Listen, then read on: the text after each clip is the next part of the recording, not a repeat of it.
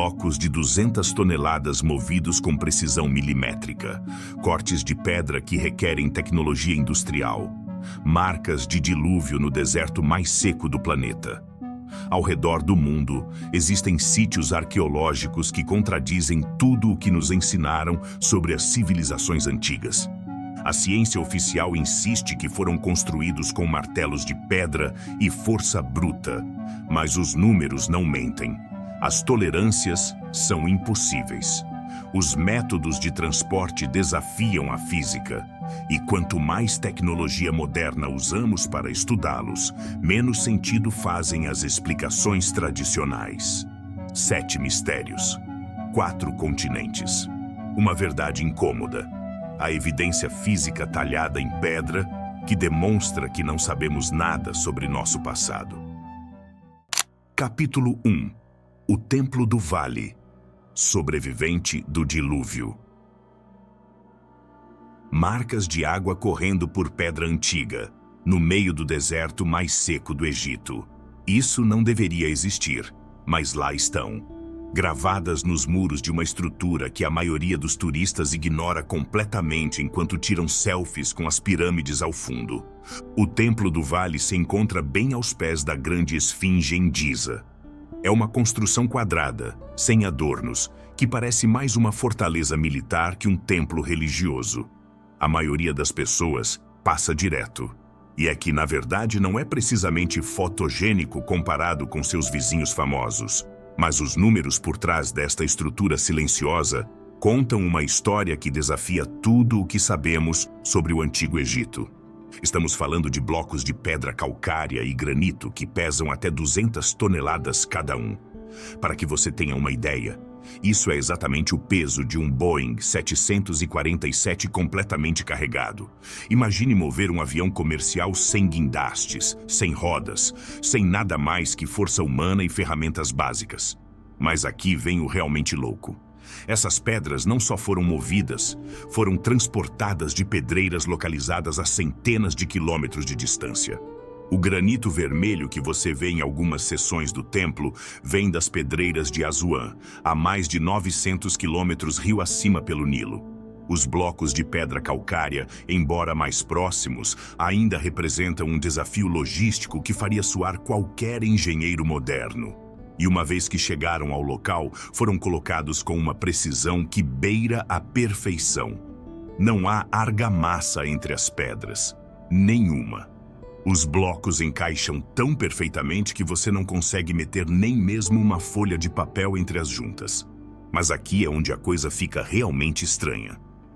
Caminhe ao redor do Templo do Vale e notará algo que não encaixa para nada com o que conhecemos sobre a cultura egípcia antiga.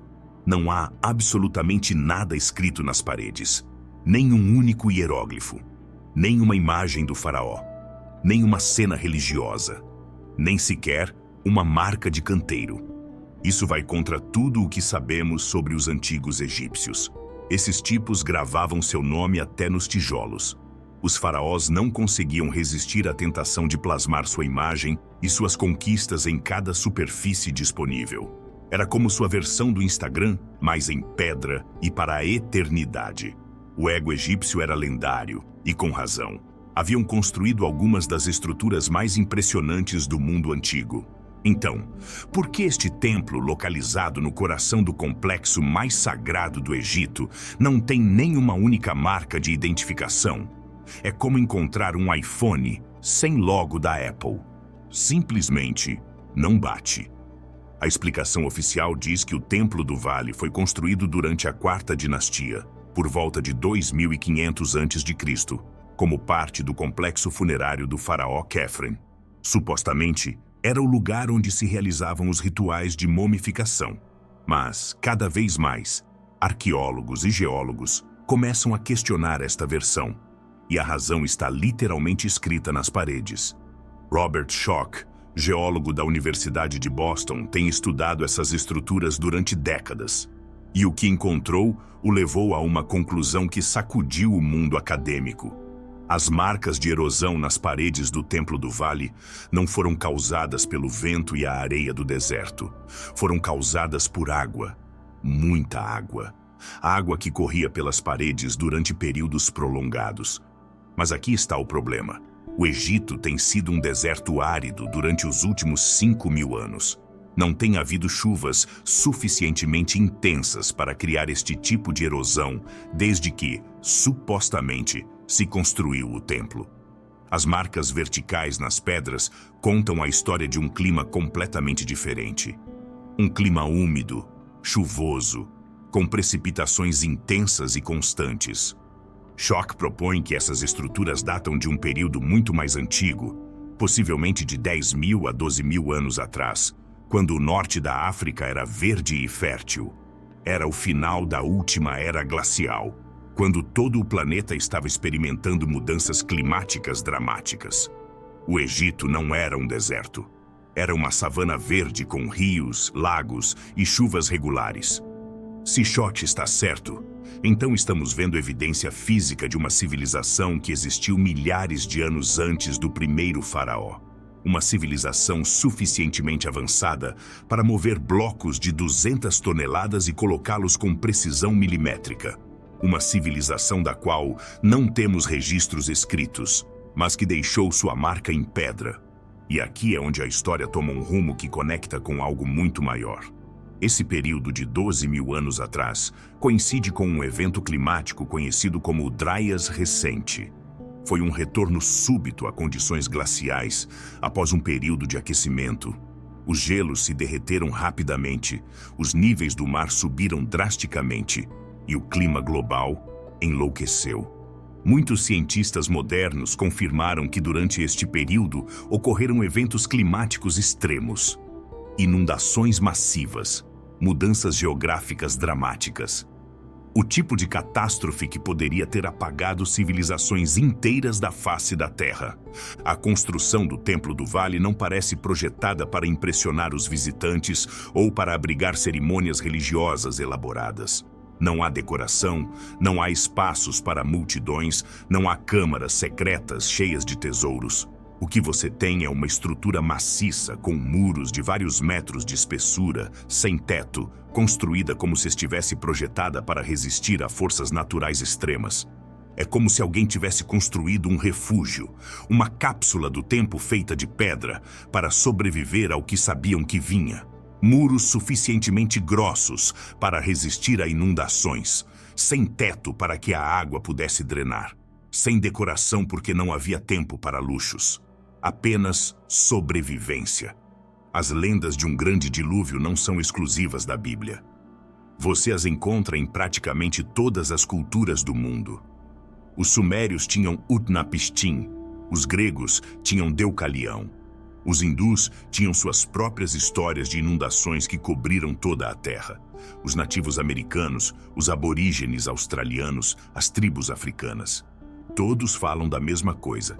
Um evento catastrófico que destruiu o mundo anterior e obrigou a humanidade a começar de novo. Até há pouco, os acadêmicos descartavam essas histórias como mitos. Mas, e se não fossem? E se fossem memórias culturais de eventos reais, transmitidas através de milhares de anos de tradição oral? E se o Templo do Vale é a evidência física que confirma que essas histórias têm uma base real? A estrutura se mantém lá, silenciosa mas persistente, como um testemunho de pedra de um mundo que já não existe. Seus muros cicatrizados pela água contam uma história que a arqueologia oficial prefere ignorar. Uma história de uma civilização perdida que sabia o que vinha e construiu para sobreviver. Então, o que estamos vendo realmente quando olhamos para o Templo do Vale? Um templo egípcio de 2.500 a.C.? Ou o último vestígio de uma civilização que dominava técnicas de construção que mal entendemos hoje em dia? Um edifício religioso ou uma instalação de sobrevivência construída por pessoas que sabiam que seu mundo estava prestes a terminar? A resposta continua escrita nessas paredes erodidas pela água, esperando que tenhamos a coragem de ler o que realmente dizem. E se você acredita que sobreviver a um dilúvio global soa impossível, espere conhecer o lugar onde cortaram pedra com tolerâncias de milésimas de polegada, usando supostamente ferramentas de bronze primitivas. Aí é onde a história oficial realmente desmorona. Capítulo 2. Pumapunku, a precisão impossível. Tolerâncias de 1/10 de milésima de polegada. Isso é o que encontraram quando mediram os blocos H de Pumapunku. Para que você entenda o que isso significa, é a precisão que usamos para fabricar componentes de motores a jato. Estamos falando do nível de exatidão que requerem as peças que mantêm um avião no ar a 40.000 pés de altura. A diferença é que nós usamos máquinas controladas por computador, lasers de medição e ferramentas de diamante. Eles, supostamente, usaram martelos de pedra e cinzéis de bronze. Pumapunku está na Bolívia, a mais de 3.800 metros acima do nível do mar, no altiplano andino. É parte do complexo arqueológico maior de Tiwanaku, uma civilização que floresceu entre os anos 500 e 600 d.C. Mas quando você chega lá e vê as pedras, algo não bate para nada com essa cronologia. A primeira coisa que te atinge é o caos. O sítio parece como se tivesse explodido. Blocos maciços de andesito e arenito vermelho estão espalhados por toda parte, como se uma força descomunal os tivesse lançado pelo ar. Alguns pesam entre 50 e 100 toneladas e estão jogados a centenas de metros de onde originalmente se encontravam. Mas quando você começa a examinar as pedras individuais, aí é onde sua mente vai para o inferno. Os famosos blocos H são exatamente o que seu nome sugere. Pedras cortadas em forma de H perfeita. Mas não estamos falando de um H desenhado à mão livre. Cada um desses blocos é idêntico ao outro até o último milímetro. As superfícies são tão planas que refletem a luz como espelhos. Os cortes são tão precisos que quando você põe uma régua sobre eles, não há o menor espaço. O andesito é uma rocha vulcânica duríssima. Na escala de Mohs, tem uma dureza de 7 pontos. Para que você tenha uma ideia, o aço comum tem 5,5. Você está tentando cortar algo mais duro que o aço usando ferramentas de bronze, que mal chegam a 3,5 na mesma escala. É como tentar cortar aço com uma faca de manteiga. Mas não são apenas as superfícies planas que deixam louco qualquer engenheiro que visita o lugar. São as perfurações circulares, buracos perfeitamente redondos, com paredes suaves que vão vários centímetros para dentro da rocha. Buracos que parecem feitos com furadeiras industriais modernas. E não há marcas de cinzel. Não há bordas ásperas, não há evidência de que alguém tenha estado ali picando a pedra durante semanas ou meses. Os blocos também têm ranhuras internas, canais que correm pelo interior da pedra com esquinas perfeitamente quadradas. Essas ranhuras estão cortadas em ângulos de 90 graus exatos e se estendem vários metros para dentro do bloco. Tente fazer isso com um cinzel de bronze e verá até onde chega.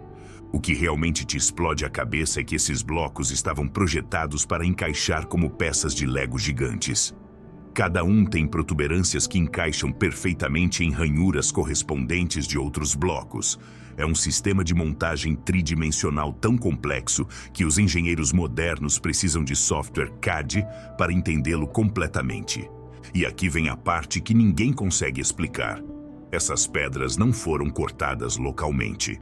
As análises geológicas mostram que muitas delas vêm de pedreiras localizadas entre 10 e 90 quilômetros de distância, através de montanhas, sem rodas, sem animais de carga capazes de mover esse peso, sem guindastes.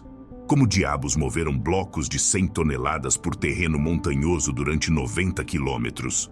Uma vez que chegaram ao local, não apenas os empilharam lá de qualquer jeito, os montaram com uma precisão que requer planejamento de engenharia avançada.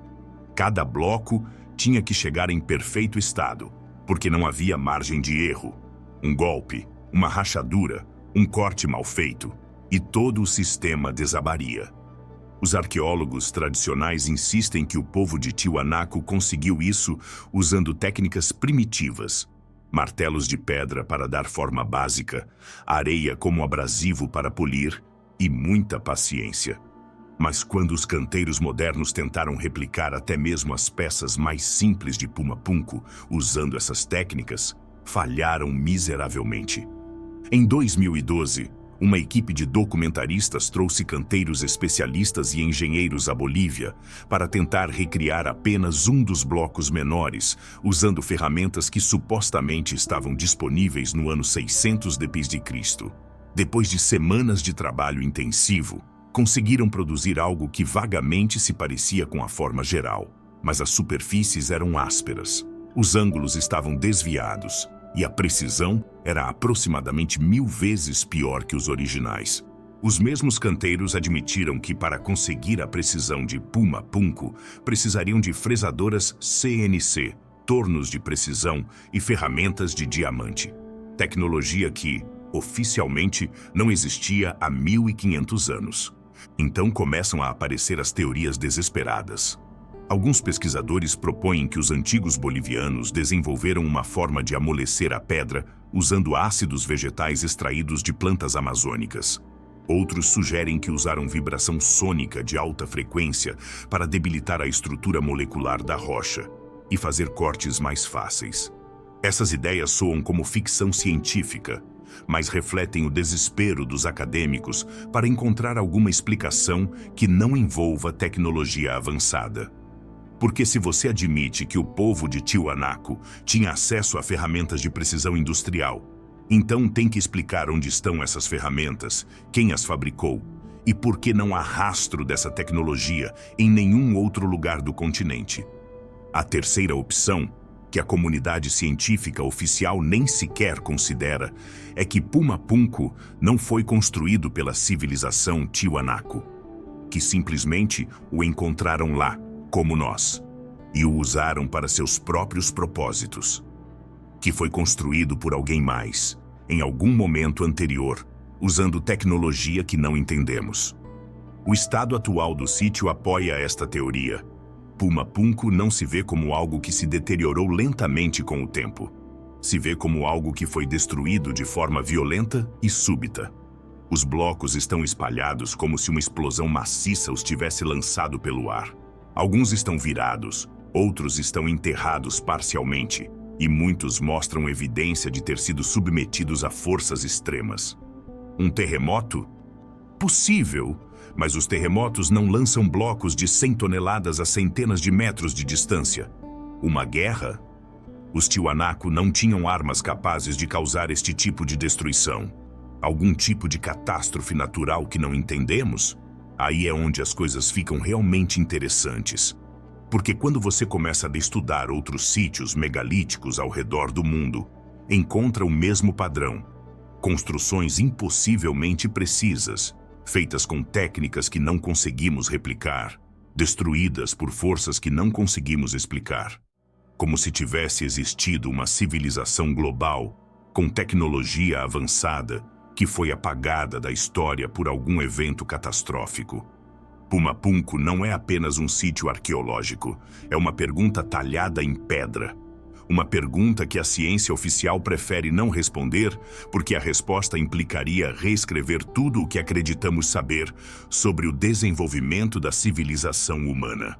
As pedras continuam lá, exatas até a 10ª de milésima de polegada, esperando que alguém tenha a coragem de admitir o óbvio.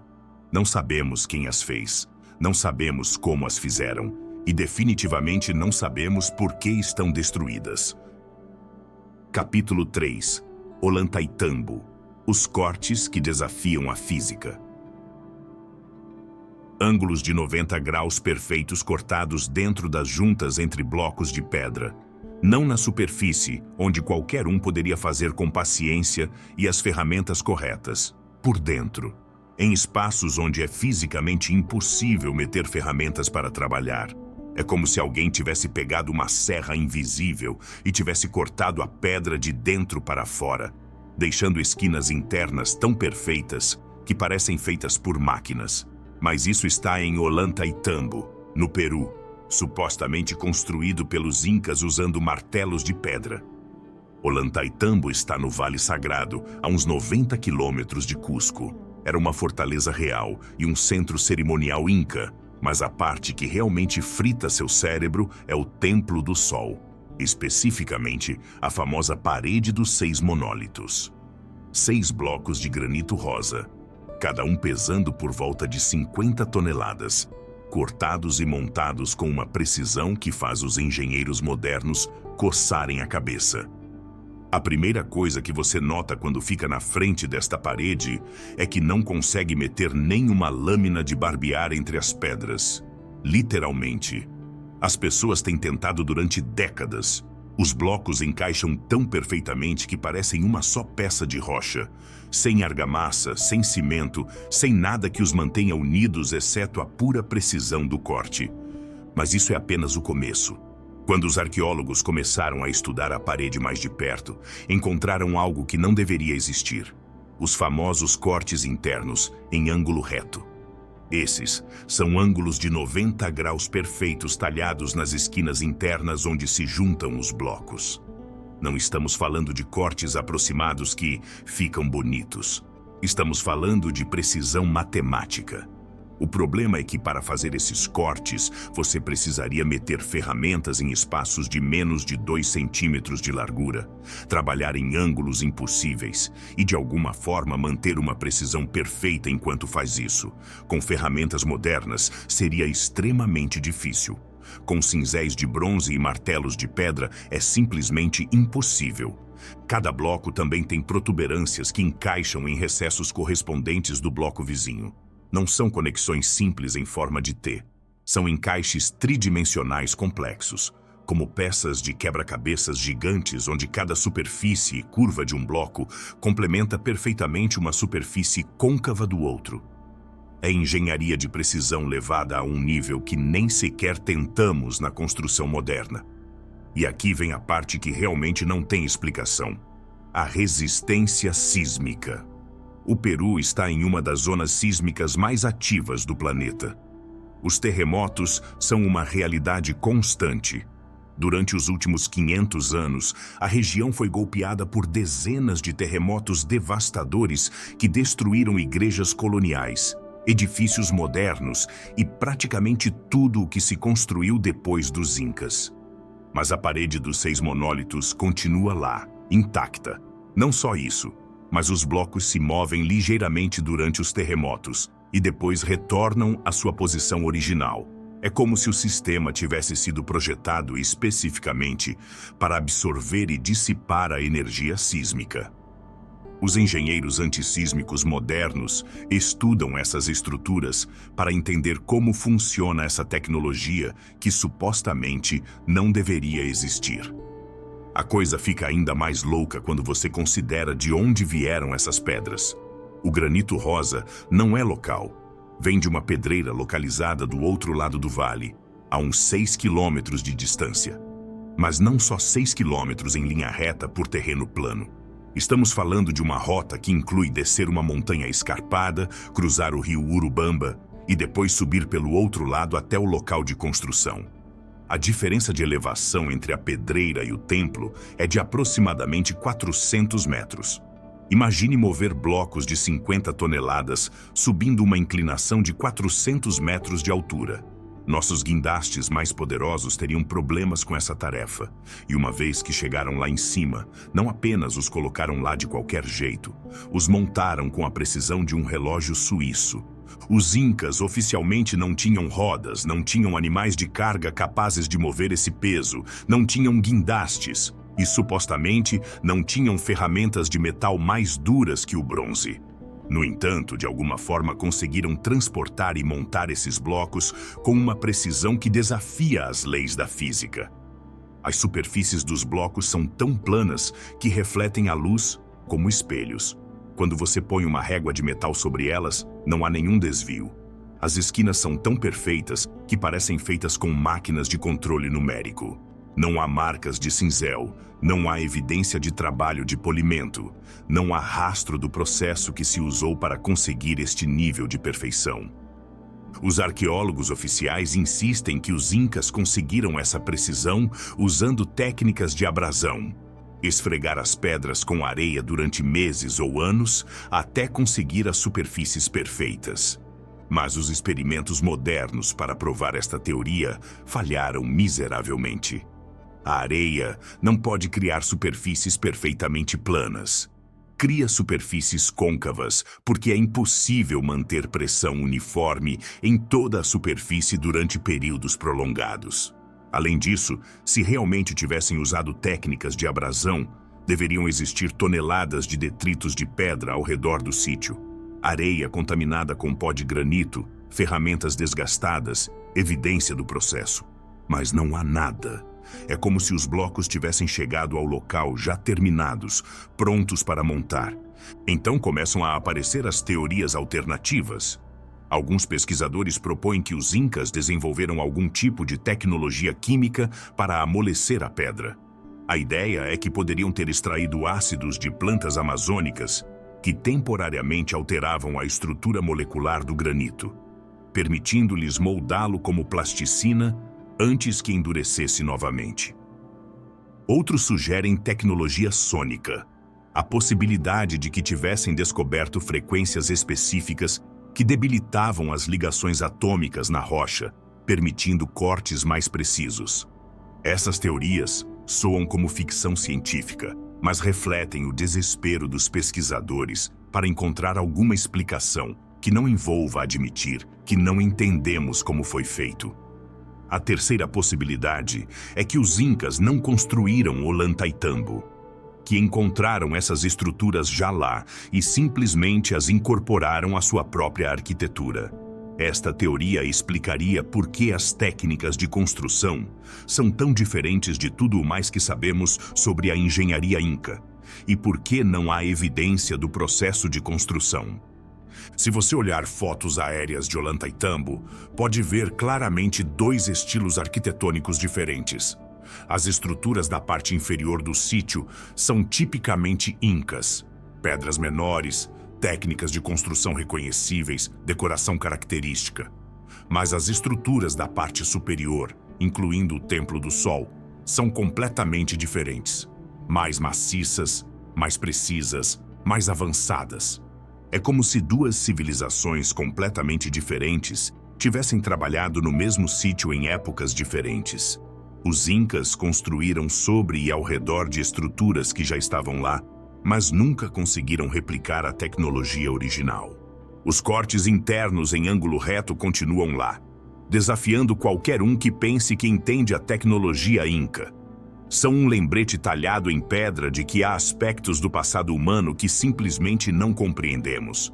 E até que alguém possa explicar como foram feitos esses cortes usando ferramentas do século XV, Ollantaytambo continuará sendo um dos mistérios mais perturbadores da arqueologia. Capítulo 4. Mount Choria. Os gigantes da Sibéria. Blocos de granito de mais de 40 metros de altura, empilhados como tijolos gigantes no meio do nada siberiano. Sem ferramentas ao redor, sem inscrições, sem cerâmica, sem absolutamente nada que indique quem os pôs lá ou quando. Só pedras enormes organizadas em padrões geométricos, que não deveriam existir naturalmente. Mount Choria está nas florestas profundas do sul da Sibéria, na região de Kemerovo, Rússia. É tão remoto que não há estradas pavimentadas que cheguem até lá. Não há trilhas turísticas, não há sinalização oficial, não há centros de visitantes. Se você quiser ver essas estruturas, tem que caminhar vários dias através de floresta densa, usando coordenadas GPS e esperando não se perder. E essa remotidão é parte do que torna tudo isso tão estranho. Estamos falando de um dos sítios megalíticos mais impressionantes do planeta, localizado num lugar onde praticamente ninguém pode vê-lo. Não faz sentido de nenhuma perspectiva tradicional de construção humana. Para que construir algo tão maciço num lugar tão inacessível? As primeiras fotografias do sítio apareceram online no início da década de 2010, publicadas por exploradores russos independentes que haviam feito a árdua viagem até a localização. As imagens eram tão impressionantes que muita gente assumiu que eram falsas. Blocos retangulares perfeitos do tamanho de prédios de apartamentos, empilhados com precisão geométrica, emergindo de uma floresta que parecia completamente virgem. Mas conforme mais equipes de expedição conseguiram chegar ao sítio e documentá-lo de múltiplos ângulos, Ficou claro que essas formações eram reais e completamente impossíveis de explicar usando teorias convencionais. Os blocos individuais são maciços, além de qualquer escala humana normal. Alguns medem mais de 20 metros de comprimento, 6 metros de largura e pesam milhares de toneladas. Estão cortados com bordas retas, esquinas perfeitas e superfícies planas que desafiam qualquer explicação natural. O granito não se fratura naturalmente em formas retangulares perfeitas. Se fratura em formas irregulares, seguindo as linhas de menor resistência na estrutura cristalina da rocha. Mas esses blocos parecem ter sido cortados com serras gigantes. As linhas são retas demais, os ângulos precisos demais, e a organização deliberada demais para ser o resultado de processos geológicos aleatórios. Em alguns lugares, os blocos estão claramente empilhados uns sobre os outros em padrões que sugerem construção intencional. Você tem fileiras horizontais de blocos perfeitamente alinhadas, com blocos verticais colocados em cima seguindo o mesmo padrão geométrico. O que faz Mount Shoria ser especialmente desconcertante é o que não está lá. Em qualquer sítio arqueológico real, não importa quão antigo seja, você encontra evidência de atividade humana. Ferramentas quebradas, fragmentos de cerâmica, ossos de animais de refeições, cinzas de fogueiras, algo que indique que as pessoas estiveram lá trabalhando. Em Mount Shoria não há nada. Os exploradores têm vasculhado a área durante anos e não encontraram nenhum único artefato que conecte as estruturas com nenhuma cultura conhecida. Não há inscrições, não há símbolos, não há decoração. Só granito cortado e empilhado com precisão impossível, rodeado por floresta virgem. A ausência total de contexto arqueológico é quase mais estranha que as próprias estruturas. É como se alguém tivesse deixado cair esses blocos do céu, completamente formados, sem deixar rastro de como chegaram lá. Os geólogos russos que estudaram as formações oficialmente as classificam como fenômenos naturais. Argumentam que são o resultado de fraturamento tectônico vertical, processos de erosão seletiva e ciclos de congelamento e descongelamento ao longo de milhões de anos. Segundo esta teoria, as forças naturais podem criar padrões que parecem artificiais, mas que na realidade são completamente geológicos. O problema com esta explicação é que não explica a precisão geométrica das formações. Os processos naturais criam padrões orgânicos, irregulares, caóticos. Não criam linhas retas perfeitas, que se estendem por dezenas de metros. Não criam esquinas de 90 graus exatos. E definitivamente não criam pilhas organizadas de blocos retangulares idênticos. Além disso, se esses fossem fenômenos geológicos naturais, deveriam existir formações similares em outras partes do mundo com condições geológicas parecidas. Mas não há. Mount Shoria é único, e essa singularidade torna a explicação natural ainda menos convincente. A comunidade científica russa oficial tem mostrado um interesse surpreendentemente baixo em estudar o sítio. Não tem havido expedições arqueológicas formais, não tem havido escavações sistemáticas, não tem havido tentativas sérias de datar as formações ou determinar sua origem. É como se a Academia Russa tivesse decidido coletivamente ignorar um dos sítios mais extraordinários de seu próprio país. Essa falta de interesse científico oficial levou alguns pesquisadores independentes a propor teorias mais radicais. A mais controversa é a hipótese dos gigantes. A ideia de que essas estruturas foram construídas por seres humanoides de tamanho maciço que existiram no passado distante. A teoria se baseia na escala pura das construções. Os blocos são tão grandes que só seres do tamanho de gigantes poderiam manejá-los como nós manejamos tijolos normais. Referências a gigantes aparecem em praticamente todas as mitologias do mundo. Os Nefilim na tradição hebraica, os Jotuns na mitologia nórdica, os Titãs na mitologia grega, os Fomoiri na tradição celta. E se essas não eram apenas histórias? E se eram memórias culturais de encontros reais com uma espécie humanoide de maior tamanho que coexistiu com o Homo sapiens em algum momento do passado. As estruturas de Mount Shoria seriam evidência física de sua existência, construídas numa escala que faz sentido para seres de 10 ou 15 metros de altura. Essa teoria soa como fantasia, mas explica aspectos do sítio que as teorias convencionais não conseguem abordar. Explica a escala maciça, a precisão de construção e a ausência de ferramentas ou tecnologia associada. Os gigantes teriam tido a força física para mover os blocos manualmente, sem necessidade de máquinas ou ferramentas complexas. Também explicaria por que não há evidência arqueológica associada. Se os gigantes eram uma espécie diferente, com uma cultura completamente distinta, é possível que não usassem ferramentas, cerâmica ou fogo da mesma forma que os humanos modernos. Seus métodos de construção poderiam ter sido puramente físicos, baseados em força bruta em lugar de tecnologia. É claro que essa teoria requer aceitar que a história evolutiva humana é muito mais complexa do que atualmente entendemos. Requer admitir que poderiam ter existido espécies humanoides gigantes que foram apagadas do registro geológico por algum evento catastrófico. Mas Mount Shoria está lá, desafiando explicações convencionais. Os blocos continuam empilhados em seus padrões impossíveis, rodeados pelo silêncio da floresta siberiana.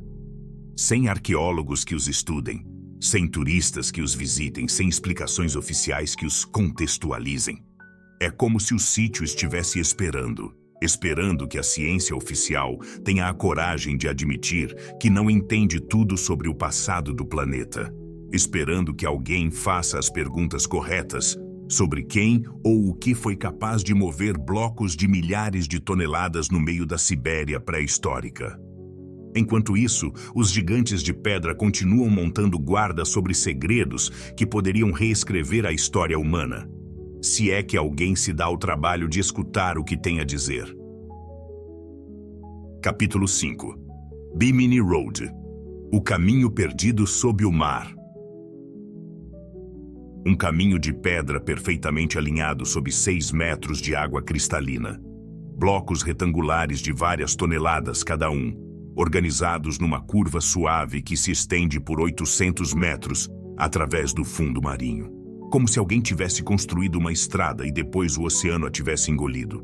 Bimini Road está a uns 80 quilômetros da costa da Flórida, perto da ilha de Bimini, nas Bahamas. Foi descoberto em 1968 por uma equipe de mergulhadores, liderada por J. Manson Valentine, um zoólogo marinho que estava fazendo pesquisa submarina na zona. Quando as primeiras imagens chegaram à superfície, causaram um alvoroço imediato na comunidade arqueológica. Não era apenas a estrutura em si que chamava a atenção. Era a data da descoberta. Edgar Cayce, o famoso médium e vidente americano, havia predito em várias leituras durante as décadas de 1930 e 1940 que evidência da Atlântida seria encontrada perto de Bimini por volta de 1968 ou 1969. Quando Valentine fez sua descoberta em setembro de 1968, os seguidores de Cayce viram isso como confirmação profética das visões do vidente.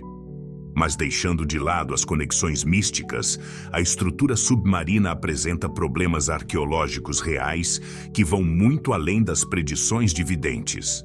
Os blocos que formam o caminho medem entre 2 e 4 metros de comprimento, aproximadamente 2 metros de largura, e estão cortados em formas geométricas consistentes. Não são rochas naturais desgastadas pelas correntes. São blocos claramente trabalhados, com bordas definidas e superfícies relativamente planas. A formação não é perfeitamente reta, mas segue uma curva deliberada e suave, como se tivesse sido projetada para seguir o contorno natural do fundo marinho ou para servir a algum propósito arquitetônico específico. Do ar, parece exatamente o que seu nome sugere: um caminho ou uma estrutura de base que uma vez esteve em terra seca. O que torna Bimini Road particularmente intrigante é a uniformidade dos blocos e sua organização. Não estão dispersos aleatoriamente como você esperaria de detritos naturais. Estão alinhados em fileiras ordenadas, com espaços consistentes entre eles, seguindo um padrão que sugere planejamento deliberado. Alguns blocos até mostram evidência de ter estado empilhados em múltiplas camadas, como se fossem os alicerces de uma estrutura maior. Durante as décadas seguintes à descoberta inicial, centenas de mergulhadores, arqueólogos amadores e pesquisadores independentes documentaram não só a formação principal, mas também estruturas adicionais na área. Alguns reportam ter encontrado plataformas de pedra planas que parecem bases de edificações. Outros documentaram blocos com ranhuras estranhas, marcas que poderiam ser artificiais, e formações que sugerem que Bimini Road era parte de um complexo muito maior. Mas aqui é onde a controvérsia realmente explode. A comunidade científica oficial, liderada por geólogos do Serviço Geológico dos Estados Unidos, o SGS, tem rejeitado consistentemente a ideia de que Bimini Road seja uma estrutura artificial. O Dr. Eugene Shin, um dos geólogos marinhos mais respeitados do USGS, tem argumentado durante décadas que toda a formação pode ser explicada completamente por processos geológicos naturais. Segundo Shin, o que estamos vendo é calcário marinho que se formou milhares de anos atrás, quando o nível do mar era mais baixo. Este tipo de rocha tende a se fraturar ao longo de linhas de tensão naturais, criando rachaduras retas que eventualmente se transformam em blocos retangulares.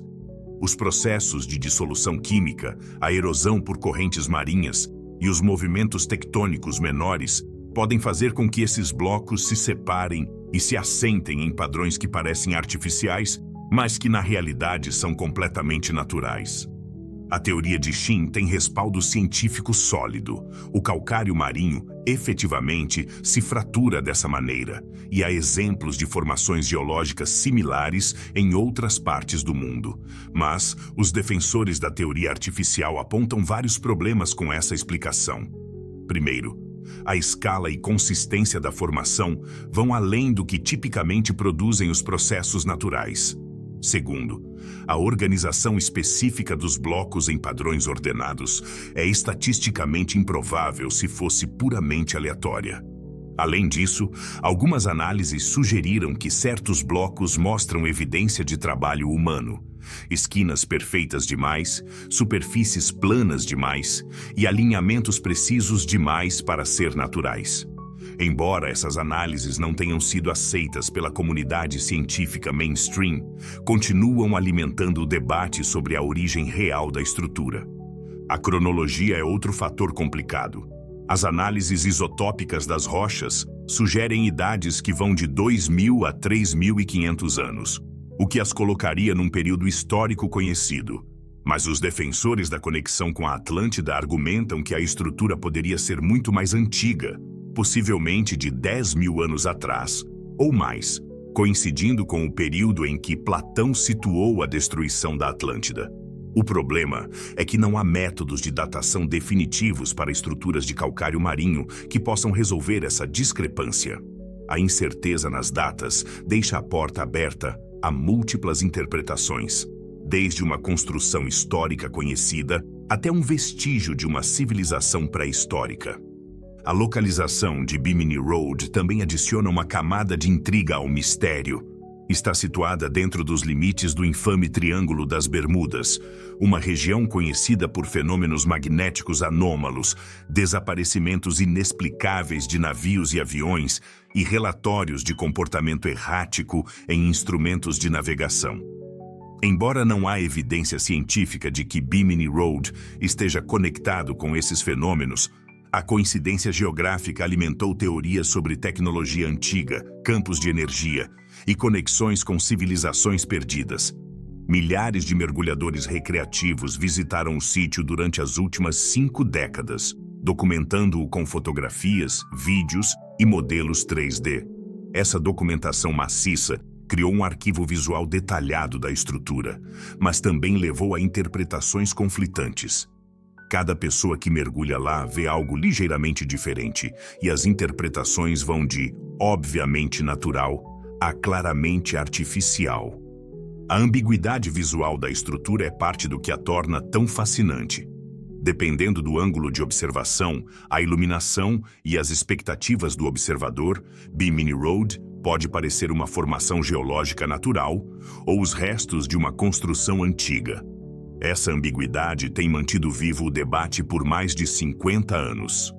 Para os crentes na Atlântida, Bimini Road representa a evidência física tangível de uma civilização perdida que uma vez prosperou na área antes de ser submersa pelo aumento do nível do mar ou algum outro cataclismo.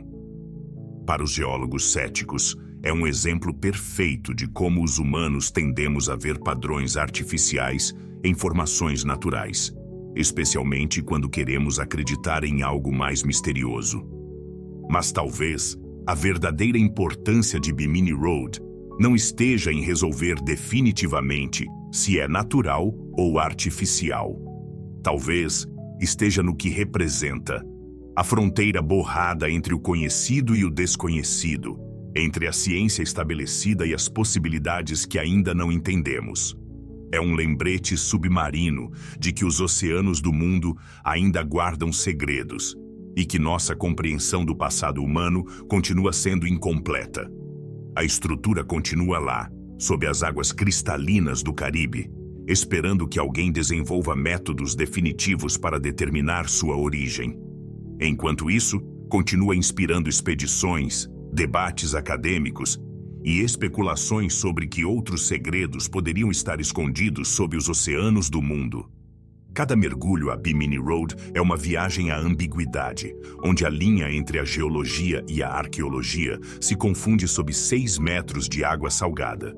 E talvez essa ambiguidade seja exatamente o que faz valer a pena continuar explorando. Capítulo 6. O Grande Zigurate de Ur, Portal para as Estrelas.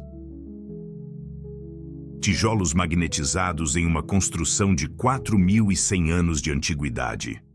Não estamos falando de magnetismo residual fraco, que às vezes desenvolvem os materiais cerâmicos antigos.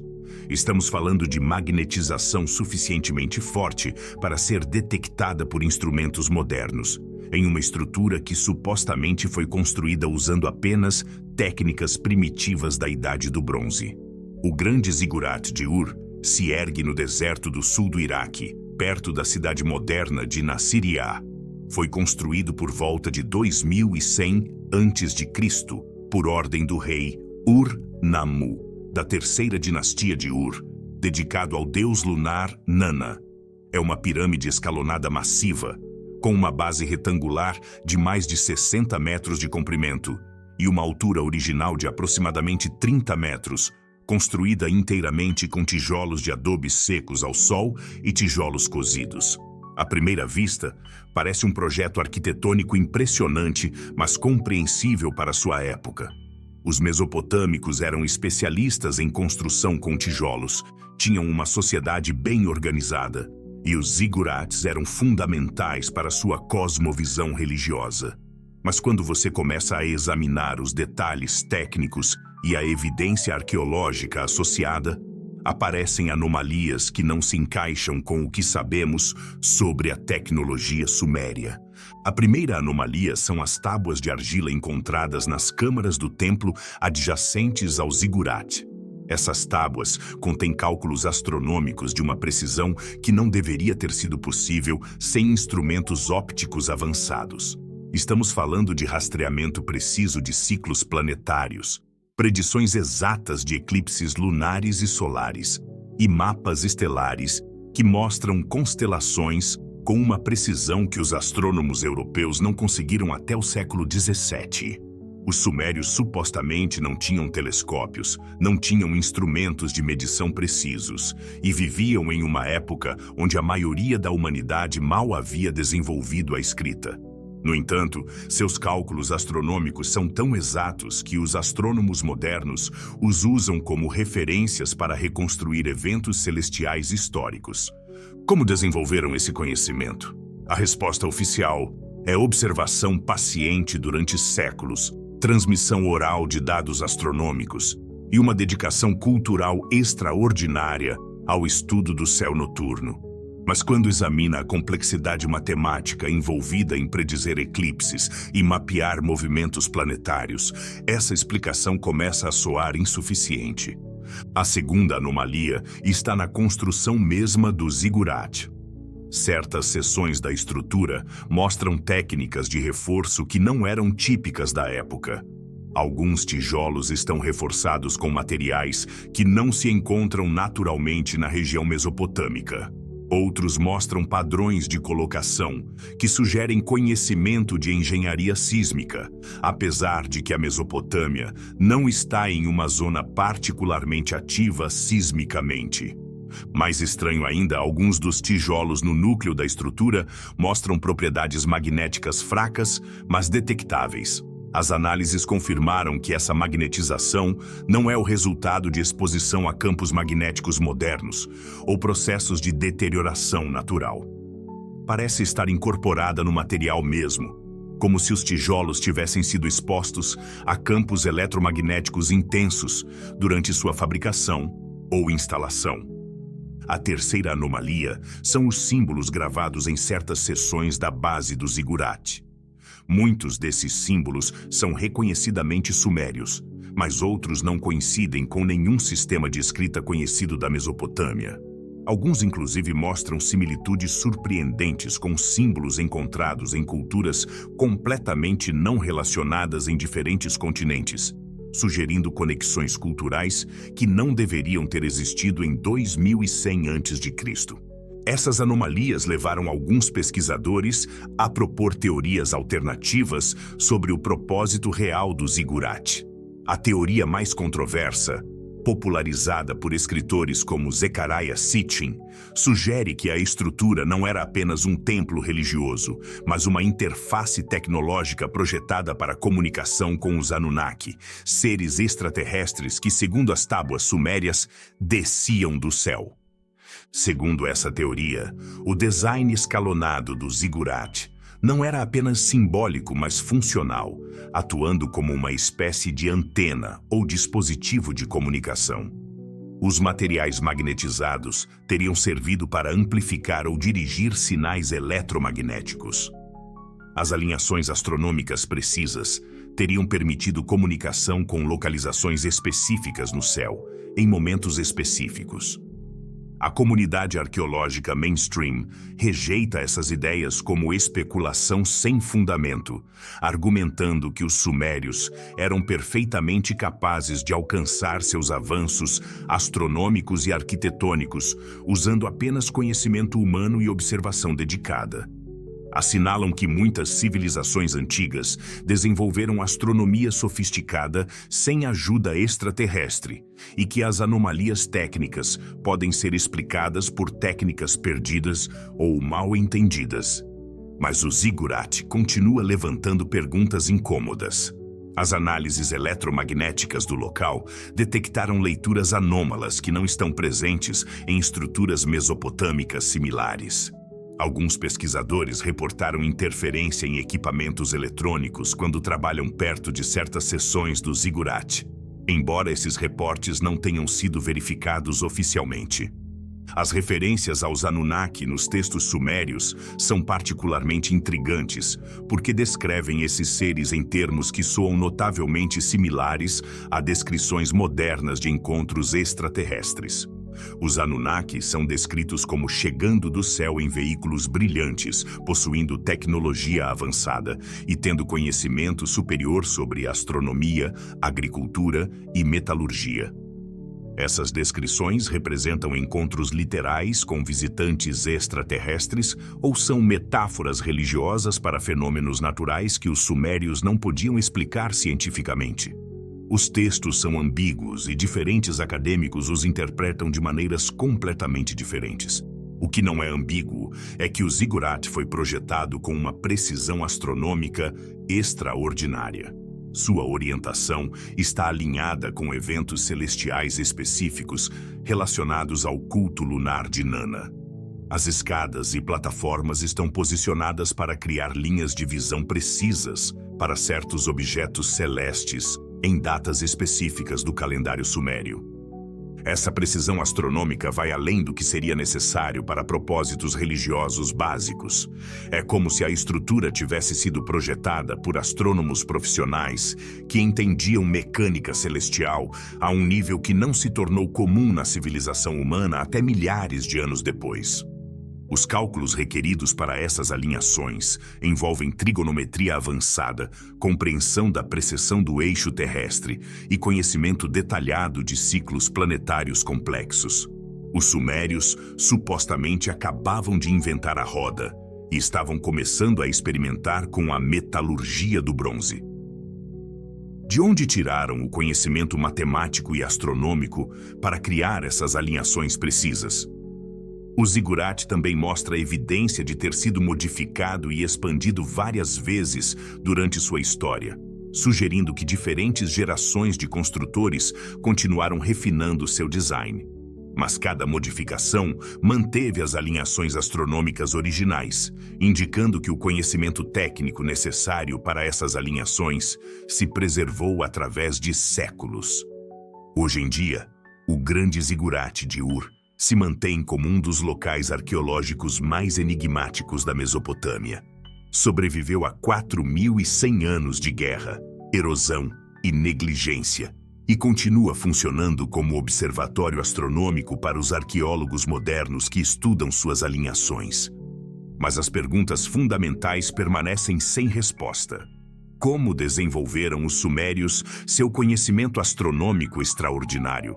Por que certos tijolos mostram propriedades magnéticas? O que representam realmente as referências aos Anunnaki nos textos antigos? O zigurate guarda seus segredos tão zelosamente como há 4 milênios, uma escada de tijolos magnetizados que une a Terra com o céu, esperando que alguém decifre finalmente seu verdadeiro propósito. Capítulo 7. O Cavaleiro de Westford, o Templário Perdido. Um cavaleiro medieval talhado em pedra em Massachusetts. Capacete, espada, escudo e tudo. O problema é que supostamente foi gravado em 1398, quase 100 anos antes de que Cristóvão Colombo pusesse um pé na América. Se é autêntico, reescreve completamente a história da descoberta europeia do Novo Mundo. A gravação do Cavaleiro de Westford está em uma encosta tranquila no povoado de Westford, Massachusetts, aproximadamente a 40 quilômetros ao noroeste de Boston. Não é fácil de ver. Na verdade, a maioria das pessoas que passa por ali não nota nada especial na rocha de granito desgastada. Mas quando a luz bate no ângulo correto, ou quando alguém realça as linhas com giz, emerge a imagem de uma figura humana completa. A figura mede aproximadamente 1,5 metros de altura e mostra o que parece ser um homem em posição vertical, com as pernas ligeiramente flexionadas, segurando o que poderia ser um escudo em uma mão e uma espada na outra. A cabeça está coberta pelo que os pesquisadores interpretam como um grande capacete medieval, especificamente o tipo de capacete que era comum na Europa durante os séculos 13 e 14.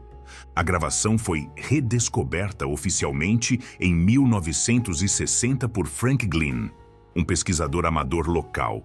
Embora os residentes da área tivessem estado conscientes de marcas estranhas na rocha durante décadas, Glynn contactou vários especialistas em arte rupestre nativo-americana para que examinassem a gravação, mas todos concordaram que não se parecia com nenhum estilo de petróglifo conhecido da região. A arte rupestre nativa de Nova Inglaterra tipicamente consiste em símbolos abstratos, representações estilizadas de animais e padrões geométricos relacionados com cerimônias espirituais ou marcadores territoriais. O Cavaleiro de Westford é completamente diferente. Uma representação figurativa detalhada de um ser humano com armadura e armas europeias específicas. Essa diferença estilística é o que levou pesquisadores como David Gurevitch e Scott Wolter a propor que a gravação poderia representar evidência de presença europeia pré-colombiana na América do Norte. Especificamente, conectam a gravação com Henry Sinclair, um nobre escocês do século XIV, que supostamente liderou uma expedição transatlântica em 1398. A história de Henry Sinclair está documentada em vários textos históricos controversos, incluindo as narrativas dos irmãos Zeno, dois navegantes venezianos que afirmaram ter participado em expedições ao Atlântico Norte no final do século XIV. Segundo esses relatos, Sinclair organizou uma frota que cruzou o Atlântico Norte, possivelmente seguindo rotas de navegação nórdicas, e estabeleceu contato com terras desconhecidas ao oeste da Groenlândia. A conexão com os Cavaleiros Templários adiciona outra camada de intriga à história. Os Templários foram oficialmente dissolvidos pela Igreja Católica em 1312, mas muitos historiadores acreditam que membros sobreviventes da ordem se refugiaram na Escócia sob a proteção de Robert Bruce. Henry Sinclair tinha conexões familiares e políticas com esses refugiados templários, e alguns pesquisadores propõem que sua expedição de 1398 foi financiada e organizada por templários sobreviventes. A teoria sugere que Sir James Gunn, um cavaleiro que participou na expedição de Sinclair, morreu durante a exploração da costa de Massachusetts e que seus companheiros talharam a gravação como memorial. Se essa teoria é correta, o Cavaleiro de Westford representaria não apenas evidência de exploração europeia pré-colombiana, mas também uma conexão direta com uma das ordens militares mais misteriosas da história medieval. As análises modernas da gravação produziram resultados mistos. Os pesquisadores independentes usaram escaneamento laser 3D, fotografia de alta resolução e análise de microestrutura superficial para estudar as marcas. Alguns dessas análises sugerem que os sulcos são demasiadamente profundos e consistentes para ser o resultado de erosão natural e que mostram padrões que indicam talha intencional. Scott Wolter, um geólogo forense, argumentou que certas características da gravação mostram evidência de trabalho humano deliberado.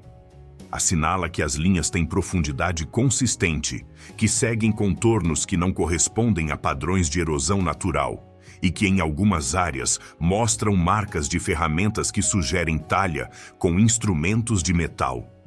Outros pesquisadores afirmaram identificar detalhes adicionais na gravação, incluindo o que poderia ser uma cruz templária no escudo da figura e marcas que poderiam representar um cinto com fivela medieval. Esses detalhes, se são autênticos, proporcionariam evidência adicional de origem europeia medieval. No entanto, a comunidade arqueológica mainstream permanece profundamente cética. Os críticos argumentam que a gravação poderia ser uma coleção de marcas naturais de erosão que foram interpretadas seletivamente para criar a imagem de um cavaleiro. Assinalam que o fenômeno de pareidolia, a tendência humana a perceber padrões familiares em estímulos aleatórios, poderia explicar por que algumas pessoas veem uma figura humana onde outros só veem desgaste natural da rocha. Além disso, não se encontrou evidência arqueológica de apoio na área circundante. Uma expedição europeia do século XIV teria deixado outros rastros: fragmentos de metal, cerâmica europeia, ferramentas ou pelo menos evidência de acampamentos temporários. A ausência completa de artefatos europeus medievais na região faz com que muitos arqueólogos descartem a teoria da origem pré-colombiana. Alguns críticos também sugerem que a gravação poderia ter sido criada ou modificada em tempos modernos, possivelmente durante o século XIX ou XX, quando o interesse em teorias de exploração pré-colombiana estava em seu auge. A melhoria da gravação com giz durante décadas de visitantes poderia ter gradualmente acentuado linhas naturais, até criar a aparência de talha intencional. Mas o Cavaleiro de Westford não está isolado. Os pesquisadores o conectam com outros locais anômalos na América do Norte que sugerem possível presença europeia medieval. A Torre de Newport, em Rhode Island, é uma estrutura de pedra circular que alguns argumentam se assemelha a capelas templárias europeias. A Pedra Rúnica de Kensington, em Minnesota, contém inscrições em runas nórdicas que, se são autênticas, indicariam presença escandinava no continente em 1362. A rocha de Dayton, em Massachusetts, tem inscrições que alguns interpretam como escrita portuguesa ou nórdica. Tomados em conjunto, esses locais formam uma rede de possível evidência de exploração europeia pré-colombiana, que se estende desde Nova Inglaterra até o meio-oeste americano. Claro, cada um desses locais é controverso individualmente e a comunidade acadêmica mainstream os rejeita como falsificações modernas, fenômenos naturais mal interpretados ou exemplos de interpretação seletiva de evidência ambígua. Mas para os pesquisadores alternativos, representam peças de um quebra-cabeça maior que sugere que a história oficial da descoberta europeia da América é incompleta. O Cavaleiro de Westford permanece ali, gravado em granito de Nova Inglaterra, tão ambíguo como sempre. Dependendo da sua perspectiva, é evidência fascinante de exploração medieval secreta, um exemplo perfeito de pareidolia arqueológica, ou possivelmente uma falsificação histórica bem executada. Mas talvez a importância real da gravação não esteja em resolver definitivamente sua autenticidade. Talvez esteja nas perguntas que levanta sobre que outros segredos poderiam estar escondidos na paisagem norte-americana, esperando ser reconhecidos por olhos que saibam como olhar. Enquanto a controvérsia continua, o Cavaleiro Silencioso mantém sua vigília na encosta de Massachusetts, guardião de pedra de segredos que poderiam mudar nossa compreensão de quem chegou primeiro ao Novo Mundo e quando. Capítulo final. O padrão que não queremos ver. Os 7 mistérios que exploramos não são simplesmente puzzles históricos. São convites a questionar, a investigar, a admitir que talvez não sabemos tanto sobre nosso passado como pretendemos. São lembretes talhados em pedra de que a história humana é muito mais complexa, muito mais misteriosa e muito mais fascinante do que qualquer livro acadêmico está disposto a admitir. As pedras continuam ali, os mistérios persistem, as perguntas se acumulam, e em algum lugar, em algum laboratório ou expedição futura, alguém vai encontrar a peça que finalmente faça com que tudo se encaixe. Até então, tudo o que podemos fazer é continuar perguntando, continuar investigando e continuar lembrando que as maiores descobertas da humanidade sempre vieram de questionar o que todos sabiam que era verdade. A verdade está lá fora, talhada em pedra, esperando que tenhamos a coragem de olhá-la diretamente nos olhos.